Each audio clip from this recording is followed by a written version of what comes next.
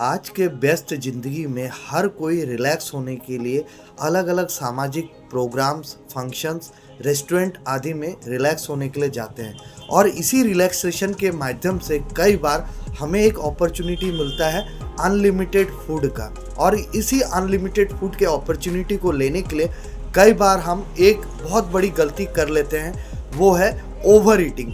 और over eating जो हम करते हैं उसके वजह से दो बड़े प्रभाव हमारे शरीर में देखने के लिए मिलता है। एक प्रभाव तो लंबे समय के बाद आता है और एक प्रभाव तुरंत आने लगता है। जो लंबे समय पर आता है प्रभाव ओवर ईटिंग का, वो है मोटापा, फैटी लिवर और कई मेटाबॉलिक चेंजेस।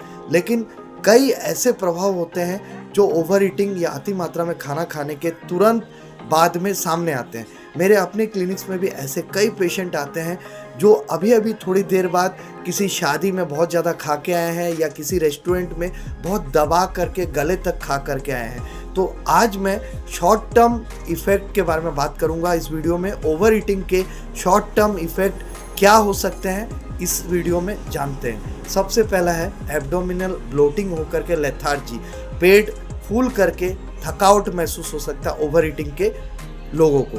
दूसरा है ब्रेथलेसनेस, सांस लेने में कठिनाई महसूस हो सकता है जब आप गले तक खाना खा लेंगे या बहुत ज़्यादा खाना खा लेंगे।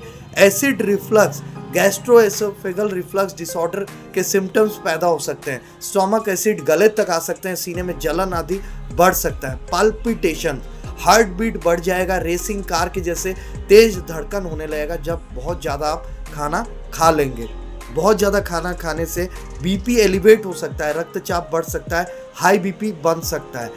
अत्यधिक खाना खाने से नौजिया और वॉमिटिंग के सिम्टम पैदा होते हैं। उल्टी जैसा लगना, ये सिम्टम पैदा हो सकता है। अतिरिक्त खाना खाने से नींद ज़्यादा लग सकता है आपको। अतिरिक्त खाना खाने से जिनको प्री डायबिटीज़ रहता है, डायबिटीज़ रहता है या इंसुलिन रेजिस्टेंस है, उनका शुगर ब्लड में स्पाइक कर सकता है, बढ़ सकता है। बहुत लोगों को देखा गया है ओवर ईटिंग करने के बाद उनका सर घूमने लगता है और वो गिर जाते हैं, जिसको हम पोस्ट पेरेंडियल हाइपोटेंशन कहते हैं। बीपी फॉल कर सकता है। तो इसके अलावा ओवर ईटिंग करने से सीवियर इंडाइजेशन, पेट फूलना, लूज मोशन होना या बदहजमी के कई लक्षण पैदा हो सकते हैं। तो बेहतर है खाने के दो एस्पेक्ट को हमेशा ध्यान रखिए। एक, क्या सिलेक्शन ऑफ फूड, क्या खाना आपके शरीर के लिए मांगता है या क्या सही है, उसको समझिए। दूसरा, क्वांटिटी ऑफ फूड, कितना आपका शरीर के लिए प्रयोजनीय है या कितना आवश्यक है, उतना ही खाइए। अगर इन दो चीज़ को ध्यान देते हैं, selection and quantity of food, तब आप स्वस्थ रह सकते हैं, शरीर से भी मन से भी। धन्यवाद।